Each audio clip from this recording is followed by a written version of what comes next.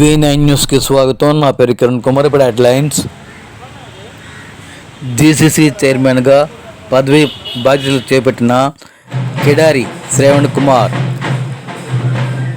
GCC చైర్మన్గా పదవి బాధ్యతలు చేపట్టిన శ్రవణ్ కుమార్ మరికొద్ది కాలంలోనే 16 అంతస్తుల సిసిసి కొత్త కార్యాలయం నిర్మాణం జరుగుతుందని తెలియజేశారు.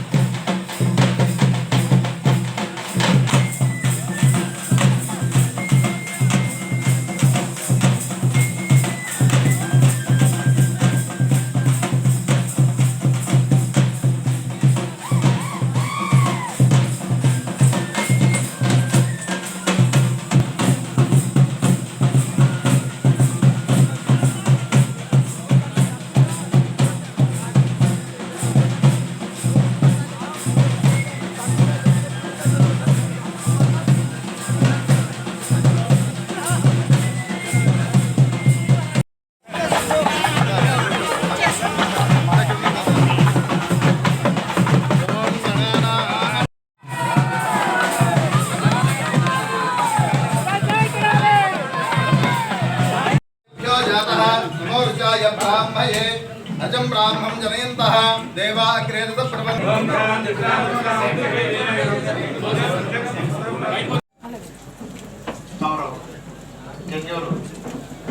అంతా కూడా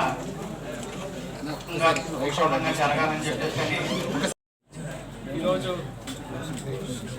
నా దేవుడు, నా దైవం, నా తండ్రి శ్రీ నారా చంద్రబాబు నాయుడు గారికి ప్రత్యేక ధన్యవాదాలు తెలియజేస్తున్నాం. గిరిజన జాతికి చెందినటువంటి నేను నా ప్రాంతంలోనే గిరిజన చైర్మన్గా జీసీసీ చైర్మన్గా అవకాశం కల్పించడం అనేది నిజంగా మా జాతికి తగినట్టు గౌరవంగా నేను భావిస్తున్నానండి. ముఖ్యంగా ముఖ్యమంత్రి గారికి మొదటిగా మీకు గుర్తు చేయాలి. ముఖ్యమంత్రి గారికి, నారా లోకేష్ బాబు గారికి, అదేవిధంగా మరీ ముఖ్యంగా నారా రోహిత్ గారికి వాళ్ళ తండ్రి గారు చనిపోయారు, ముఖ్యమంత్రి గారి సోదరు చనిపోవడం జరిగింది. ప్రగాఢ సానుభూతి కుటుంబానికి నేను తెలియజేస్తున్నాం. నా తరఫున, మా గిరిజన జాతి తరఫున, మా జీసీసీ తరఫున కూడా ప్రగాఢ సానుభూతి తెలియజేస్తున్నానండి. అయితే ఈరోజు చార్జ్ తీసుకోవడం జరుగుతుంది. మా మంత్రివర్యులు సంగారెడ్డి గారు కూడా రావాల్సి ఉంది. కాకపోతే ఇవాళ ఏదైతే ఈరోజు హౌస్ ఉందో హౌస్లో క్వశ్చన్స్ కూడా అడ్రస్ చేయాల్సి ఉంది కాబట్టి ఈరోజు రావడం కుదరలేదండి. మేము ఒకటే సిద్ధాంతం వెళ్తున్నాం. ఇక్కడ ఉన్న వాళ్ళందరికీ తెలుసు, జీసీసీ అంటే విశాఖపట్నం మన్యం ప్రాంతం అంతా కూడా జీసీసీ విస్తరణ చెందింది. అక్కడ ఉండేటువంటి గిరిజన నిరుపేద రైతులకి ఏ విధంగా మనం 3 పూటలు అన్నం పెట్టగలం అనే ఒక ఉద్దేశంతో జీసీసీ మొదలు పెట్టడం జరిగింది. ఈరోజు దానికి ఒక నిజాయితీ నిబద్ధతతో మేము కానీ, మా మంత్రి గారు కానీ, మా ఎండీ గారు కానీ మేమందరం కూడా దానికి కట్టుబడి ఉన్నామని కూడా మీకు తెలియజేస్తున్నాం. 2000 అడవుల్లో పుట్టినటువంటి కాఫీని ప్యారిస్ దాకా తీసుకెళ్ళినటువంటి విజన్, అది ముఖ్యమంత్రి గారి విజన్. ప్రపంచవ్యాప్తంగా కూడా నలుమూలలు దీన్ని విస్తరించాలనే ఒక విజన్తో మేము ముందుకెళ్తున్నాం.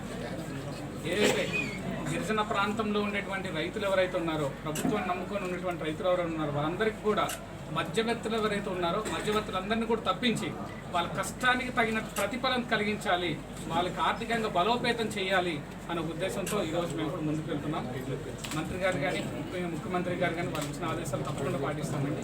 అంతేకాకుండా గిరిజన ప్రాంతంలో గిరిజన జాతికి చెందిన యువకులకి ఉద్యోగ కల్పనలో మేము ప్రముఖ పాత్ర పోషిస్తామని చెప్పి కూడా ఈ సందర్భంగా మీకు అయింది. ఎండీగా అయ్యి మేము ఒకటే చెప్తున్నాం, ఈ లోపునే మాకు కొన్ని విషయాలు మీకు తెలియజేయాలి. వెహికల్స్ ఏవైతే ఉన్నాయో ఆ వెహికల్స్ అన్నింటినీ కూడా సక్రమైన మార్గంలో ఎక్కడైతే సర్టిఫికేట్స్ లేవో అవన్నీ కూడా తీసేయడం అయితేనే, దాన్ని రిపేర్ చేయడం అయితేనే, కొత్తవి కూడా ఈరోజు తీసుకొచ్చే కార్యక్రమం చేస్తాం. ఈ రోజు నుంచి మీరు అమల్లోకి వస్తాయని చెప్పి కూడా ఈ సందర్భంగా మీకు తెలియజేస్తున్నాం. అంతేకాకుండా ఉద్యోగ కల్పన మా ప్రథమ ఎజెండా. గత 20-30 సంవత్సరాల్లో గిరిజన రైతులకు అందరికీ కూడా మనం ఎంఎస్పీ ఇవ్వడం అయితేనేమి, లేకపోతే వాళ్ళ పంట నష్టపోకుండా మేము కొనుగోలు చేయడం అయితేనేమి, ఇలా కార్యక్రమాలన్నీ కూడా చేస్తూనే వచ్చాం. దాని తర్వాత ఉద్యోగ కల్పన కార్యక్రమంలో జీసీసీ బంకులు కూడా పెట్టి వాళ్ళందరూ కూడా నిరుపేద యువకులకు కూడా ఉద్యోగాలు కల్పించేటువంటి కార్యక్రమం చేస్తూ వచ్చాం.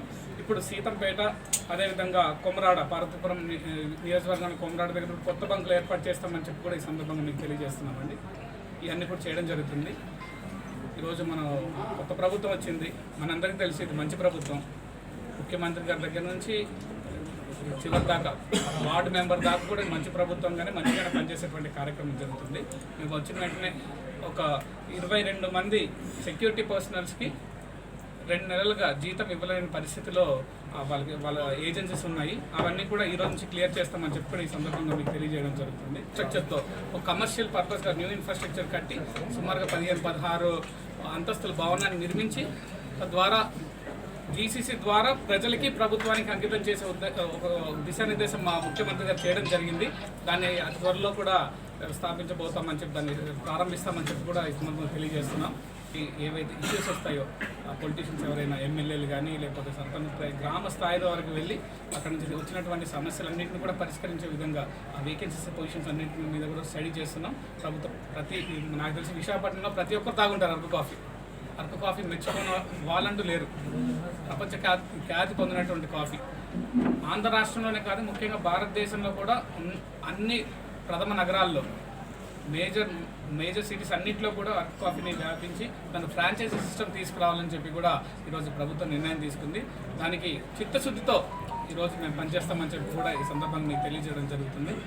అన్ని విధాలుగా ఏ కష్టమున్నా నష్టమున్నా ఎవరున్నా సరే మన కుటుంబం, ఈ కుటుంబంలో ఉన్న బీజేపీ నాయకులకి, మా కూటమిలో ఉన్నటువంటి పవన్ కళ్యాణ్ గారికి, మోడీ గారికి కూడా ప్రత్యేకమైన ధన్యవాదాలు తెలియజేసుకుంటూ ఇక్కడ అందుబాటులో ఉంటామండి. ఇక్కడ జీసీసీ యొక్క ప్రథమ ఒక స్లోగన్ మనకు ఉన్నటువంటి ఒక లైన్ ఏంటంటే అక్కడ ఉండేటువంటి రైతులకి ఏ పంట పండించినా వాళ్ళకి గిట్టుబాటు ధర ఇచ్చి వాళ్ళని ఆదుకోవాలని ఒక సందర్భంగా మనం వెళ్తున్నాం. అవసరంగానే కాదు, టర్మరిక్ కానీ, పెప్పర్ కానీ, కాఫీ కానీ, లేకపోతే రాజ్మా కానీ ఈ ప్రొడక్ట్స్ అన్నింటినీ కూడా తీసుకునే కార్యక్రమం చేస్తాం. మీరు అనేటట్టుగా ఇప్పుడు ఏదైతే ప్రాసెసింగ్ యూనిట్స్ ఉంటాయో అవి కంపల్సరీగా పెట్టాల్సిన అవసరం ఉంది. దాన్ని స్టడీ చేస్తున్నాం. తప్పని మనకున్న బడ్జెట్లో మనం డెఫినెట్గా చేస్తాం. అన్నింటినీ కూడా స్టడీ చేసి లిస్ట్ తయారు చేయమని కూడా మేము మాట్లాడడం జరిగింది. ఇంటి గారు కూడా ఒక ఆర్డర్ పెట్టడం జరిగింది. ఎక్కడెక్కడైతే రిపేర్స్ కావాలో లేకపోతే కొత్త కన్స్ట్రక్ట్ చేయాలో ఆ లిస్ట్ అంతా రెడీ చేయడం జరుగుతుంది. ఇది ఎక్కడ వచ్చిందంటే సమస్య అంతా వర్షం వస్తేనే జీసీసీ గొడవలు గుర్తొచ్చేటువంటి పరిస్థితిలో ఉండిపోయింది. ఆ పద్ధతి కాకుండా రైతు అంటే జీసీసీ గుర్తొచ్చేటువంటి ఒక ప్రక్రియ మేము చేస్తామని చెప్పి సందర్భం తెలియజేస్తాను. నేనైతే ఒకటే చెప్తున్నానండి, ఏదైతే మీరు అనే దాంట్లో ఒక లైన్ దాగుంది. గిరిజన రైతుల్ని కాపాడడానికి జీసీసీ పెట్టారు. అట్లాంటిది జీసీసీని దాంట్లో భాగంగా ఎవరైతే మధ్య వ్యక్తులు ఉంటారో, ఎవరైతే మిడిల్ మ్యాన్, హెంచ్ మ్యాన్ ఎవరైతే ఉంటారో వాళ్ళని రిమూవ్ చేసేటువంటి ఒక వ్యవస్థ ఏర్పాటు చేయడం జీసీసీ పెట్టారు. మళ్ళీ రైతులు వాళ్ళ వెళ్ళేటట్టయితే జీసీసీ యొక్క అర్థం పాడవుతుంది. కాబట్టి తప్పకుండా రైతులు కాపాడడానికే పెట్టాం. రైతులు కాపాడే ఒక ప్రథమంగా దాన్ని తీసుకుంటామని చెప్పి నేను తెలియజేస్తున్నాను.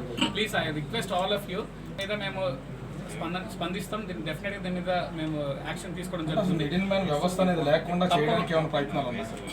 ఎవరైతే జీసీసీని ఆశ్రమించి వచ్చే రైతులందరికీ లేదా మాకు తెలిసిన రైతులందరికీ కూడా మేము వెళ్ళి వాళ్ళని ఆశ్రయించడం 2 కూడా జరుగుతున్నాయి. అట్లా కాకుండా కొంతమంది ఏదో వాళ్ళని మోసం చేసి మభ్యపెట్టి చేసే కార్యక్రమాలు కొన్ని జరుగుతున్నాయి. దాన్ని తగ్గించే విధంగా ఇక్కడ మేము మీడియా సోదరులందరూ కూడా ఎక్కడెక్కడైతే జరుగుతుందో ఆ విషయాన్ని మా దృష్టికి తీసుకొస్తానని మిమ్మల్ని అడుగుతాం. జీసీసీ అంటే కేవలం అరకు కాఫీ మీద మాత్రమే దృష్టి పెట్టడం, అది మాత్రమే ప్రచారంలో ఉంటుంది. కానీ చాలా వరకు పంటలు పండిస్తున్నారు.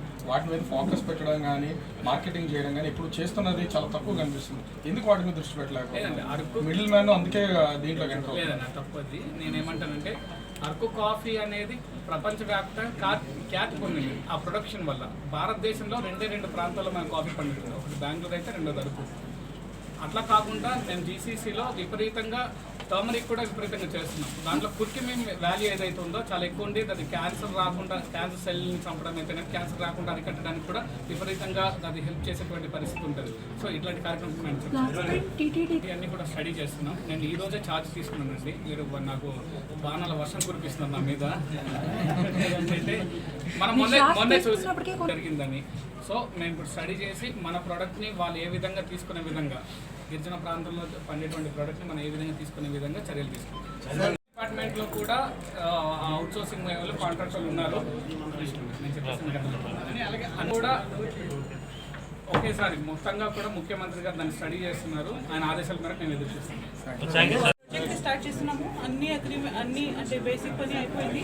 సో ఇప్పుడు స్టార్ట్ అయిన తర్వాత 2 monthsలో మేము RFP ఫ్లోట్ చేసినాం. సో అది టెండర్స్ అన్ని ఫ్లోట్ అయిన తర్వాత మ్యాక్సిమం 1 monthలో అందరూ ఇంట్రెస్ట్ చూపిస్తారు. Then maximum within next 3-4 months we will start the work also. ఇప్పటి వరకు మేము ఏమేమి ప్రాజెక్ట్లో పని చేస్తున్నామో ఆల్రెడీ మీకు సార్ కొన్ని చెప్పారు. సో ఫస్ట్ థింగ్ ఈ బిల్డింగ్ గురించి మాట్లాడడం జరిగింది. ఈ ప్లేస్లోనే ఒక కొత్త బిల్డింగ్ పెట్టుకొని దాన్ని ఇంకా మంచిగా చేస్తాం.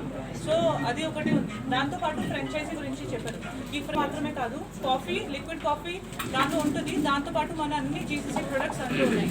తర్వాత అదర్ దెన్ దాట్ మన ఆర్గనైజేషన్కి ఇంటర్నల్గా ఇంకా బాగా చేయాలంటే దానికి మేము ఒక ERP సిస్టమ్ పెడుతున్నాము. దానికి కూడా 2 daysలో RFP ఫ్లోట్ అవుతుంది. సో మేము కంపెనీస్ వచ్చి మనకి ఒక ఫ్రాంచైజీ మోడల్ ప్రిపేర్ చేసుకుని దానికి డిస్ట్రిబ్యూషన్ కూడా వాళ్ళ ద్వారా అవుతుంది. ఎందుకంటే GCC నుంచి తర్వాత ఎక్కడ నుంచి ఎక్కువ ఇంటర్ఫరెన్స్ అంటూ లేదు.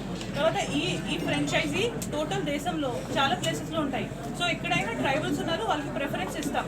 కానీ లేకపోతే లెట్సే ఒక స్టోర్ ఢిల్లీలో ఉంటుంది, అక్కడ ఈ అవకాశం లేదు ఉండవచ్చు అలా. సో అప్పుడు మేము వేరే పర్సన్స్కి కూడా చూసాం.